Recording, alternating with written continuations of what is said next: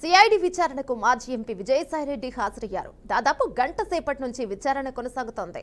కాకినాడ పోర్టులో వాటాల బదిలీపై అధికారులు ఆరా తీస్తున్నారు. విజయసాయిరెడ్డి నుంచి కీలక వివరాలను సేకరిస్తున్నారు. వాటాల బదిలీలో పాత్రధారులు, సూత్రధారులు ఎవరంటూ ప్రశ్నలను సంధిస్తున్నారు.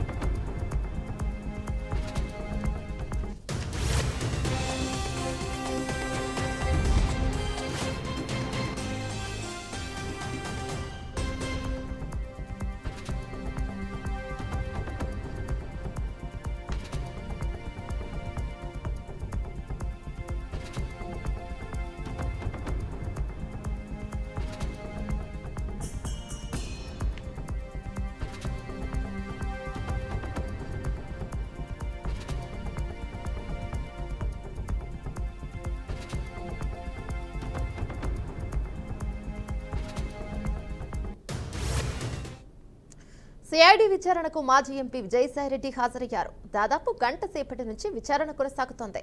కాకినాడ పోర్టులో వాటాల బదిలీపై అధికారులు ఆరా తీస్తున్నారు. విజయసాయిరెడ్డి నుంచి కీలక వివరాలను సేకరిస్తున్నారు. వాటాల బదిలీలో పాత్రధారులు, సూత్రధారులు ఎవరంటూ ప్రశ్నలను సంధిస్తున్నారు.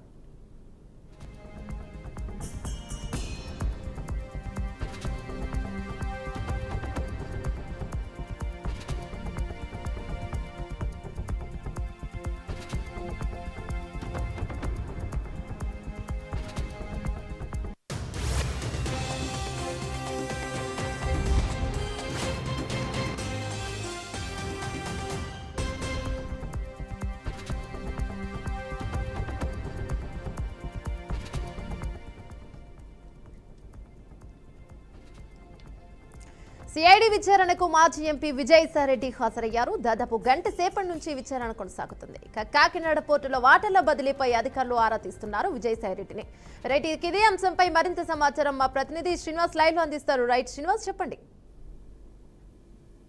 రైట్, కార్నేటి వెంకటేశ్వరరావు అలియాస్ కేవీ రావు కి సంబంధించిన ఏదైతే కాకినాడ యాంకరేజ్ పోర్ట్ ఉందో ఆ పోర్ట్ ని అతి చౌకగా బెదిరించి తమని 2020 మే నుంచి 2021 ఫిబ్రవరి మధ్యలో మాతో తాత్సారం చేసి 2500 కోట్ల విలువ చేసేదాన్ని కేవలం 494 కోట్ల రూపాయలకే మా నుంచి దొబ్బేశారు అంటూ కూడా ఎవరైతే కేవీ రావు ఉన్నారో ఆయన సిఐడిలో 5గురు మీద అయితే ఫిర్యాదు అవ్వడం జరిగింది.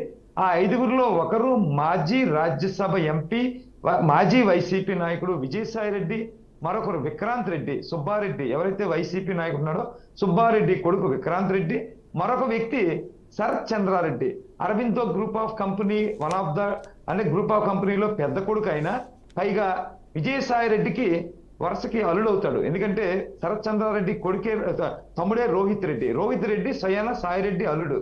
సో వాళ్ళ ముగ్గురితో పాటు కూడా ఒక ఏదైతే కంపెనీ ఉన్నదో ఆ కంపెనీ ఏంటంటే టీకేఎఫ్ శ్రీధర్ అండ్ శాంతానాం కంపెనీ, అది ఆడిట్ కంపెనీ. దాంతో పాటు కూడా Aurobindo reality and infrastructure private limited, అంటే 2 కంపెనీలు, 3 వ్యక్తులు, 5గురి మీద అయితే కేవీ రావు సిఐడిలో ఫిర్యాదు చేశాడు. దీని మీద విజయసాయిరెడ్డి గతంలోనే హైదరాబాద్ లో ఈడీ విచారణ కూడా ఎదుర్కొన్నారు.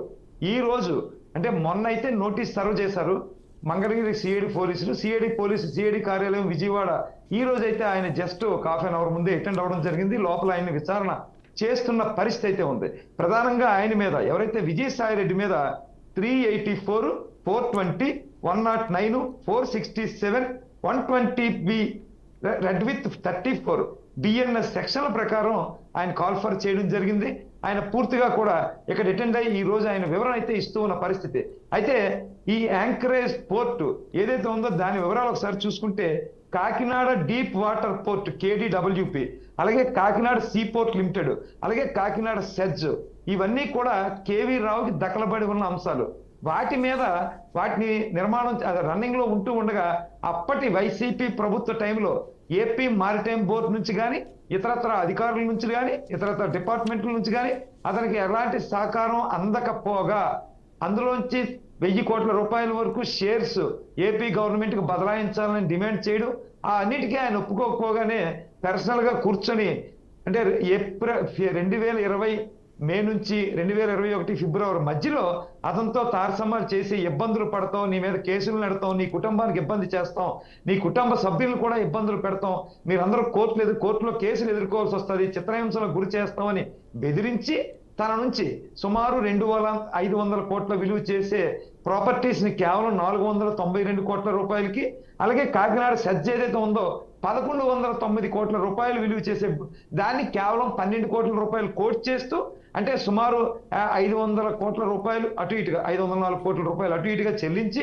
3000 కోట్ల రూపాయల ఆస్తులు పబ్లిక్ మార్కెట్లో అంత వాల్యూ ఉన్న ఆస్తుల్ని తన నుంచి లాగేసుకున్నారు. సుమారు 41.12% షేర్లు అయితే తన నుంచి దానిలో తీసేసుకున్నారు. అలాగే సజ్జలో అయితే 48 పైగా షేర్లు తీసేసుకున్నారు అంటూ కూడా సవివరంగా కూడా ఆయన సిఐడికి ఫిర్యాదు చేయడం జరిగింది. ఎవరు? కేవీ రావు. ఆ కేవీ రావు చేసిన ఫిర్యాదు మేరకు ఇప్పటికే ఆ సంబంధిత 3 ప్రైవేటు వ్యక్తులకి అలాగే 2 సంస్థలకి కూడా నోటీసులు సర్వ్ చేయడం జరిగింది. అందులో ముఖ్య భూమిక పోషిస్తూ ఏదైతే వ్యవహారం చేశారో అరవిందో గ్రూప్కి కానీ లేదంటే కేవీ రావుకి మధ్య సంధానకర్తగా వ్యవహరిస్తూ పెద్దరకంగా వ్యవహరించారో ఆ వ్యక్తి, ఆయన చార్టెడ్ అకౌంట్ గా పనిచేస్తున్నారు, ఆయన విజయసాయిరెడ్డి ఎంపీ రాజ్యసభగా పనిచేస్తున్నారు, విజయసాయిరెడ్డి వైసీపీలో కీలకంగా మరో షాడో సీఎం గా కూడా పనిచేస్తున్న ఈ నేపథ్యంలో విజయసాయిరెడ్డి అయితే ఈవేళ విచారణకు పిలవడం జరిగింది. ఇటీవల కాలంలో విజయసాయిరెడ్డి పార్టీ సభ్యత్వానికి, పార్టీ పదవులకి, రాజకీయాలకి దూరంగా ఉంటూ వ్యవసాయం చేసుకుంటానని చెప్పు ఆయన ఎక్కడో బెంగళూరులో గట్రా వ్యవసాయం చేసుకుంటున్నప్పటికీ కూడా చేసిన తప్పు చేసేసి తప్పించుకుంటూ తిరుగుతామంటే కుదరదు. కాబట్టి ఈ రోజు అధికారులు అయితే కాల్ఫర్ చేశారు. పూర్తిగా కూడా విచారణ ఎదుర్కొంటున్న పరిస్థితి అయితే ఉంది.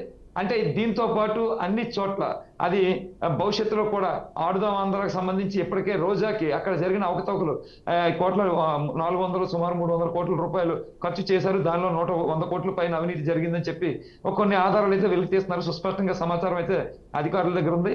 దాని నిమిత్తం కాల్ఫర్ చేస్తే రోజా కూడా అటెండ్ అవ్వాల్సిన పరిస్థితి.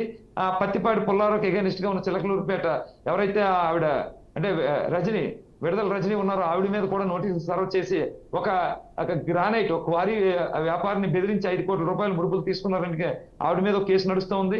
పెద్దిరెడ్డి రామచంద్రారెడ్డి 120 ఎకరాల పైచిలుగా అటవీ శాఖ భూముల్ని దోచేశారని చెప్పి అతని మీద కూడా కేసు నడుస్తూ ఉంది. ఇలా ప్రభుత్వ ఆస్తుల్ని లేదా ప్రైవేటు వ్యక్తుల్ని ఇబ్బంది పెట్టి దోచేసి లాగేసుకున్న భూములు ఏవైతే ఉన్నాయో రాష్ట్ర వ్యాప్తంగా ఇటు చిత్తూరు నుంచి ఇచ్చాపురం వరకు ఏవైతే ఉన్న అన్నిటి మీద కూడా దృష్టి సారించారు. ఇటీవల కాలంలో చూసుకుంటే ఇక్కడ విశాఖపట్నం కేంద్రంగా 12.51 ఎకరాలు హైగ్రీవ భూములకు సంబంధించి అది హైగ్రీవ జగదీశ్వరుడికి ఆ రోజు కేటాయిస్తే ఆయన కూడా దాన్ని అమ్మేసుకున్నారనే ఉద్దేశంతో దాన్ని కూడా రిటర్న్ తీసుకుంటాం అని చెప్పి నిన్నే CCLC నుంచి విశాఖపట్నం కలెక్టర్కి ఆదేశాలు జారీ అయితే వాటిని ఇమీడియట్ గా కూడా కలెక్టర్ దాన్ని సీజ్ చేయడం జరిగింది. అది హ్యాండ్ ఓవర్ చేసుకోవడం జరిగింది. అలాగే ఇక్కడ దసపల్లా భూములు 22A పెడుతుంటే దాని రెవల్యూషన్ దాన్ని బయటికి తీయించి మల్లికార్జున కలెక్టర్ గా ఉన్న టైంలో అది 60 విజయసాయిరెడ్డి పూర్తిగా కూడా విజయసాయిరెడ్డి అనునీయులే యశూరి డెవలపర్స్ కంపెనీ ఒకటి పెడితే దానిలో 69 అంటే 71-29 71% బిల్డర్కి అక్కడ ఉన్న వాళ్ళకి కేవలం 29% ఎవరికంటే అక్కడ ఉన్న భూ యజమానులకి చెల్లిస్తూ కూడా 71% విజయసాయిరెడ్డి మనుషులు రాయించేసుకున్నారని అదొక భూమి అయితే ఇప్పుడు విలువలోకి వస్తున్న పరిస్థితి. అలాగే శారదాపేటం స్వామీజీకి అన్యాయంగా కూడా భూములు ఆ టైంలో కేటాయించారు. ఆ భూములు కూడా వెలికి తీసే పరిస్థితి.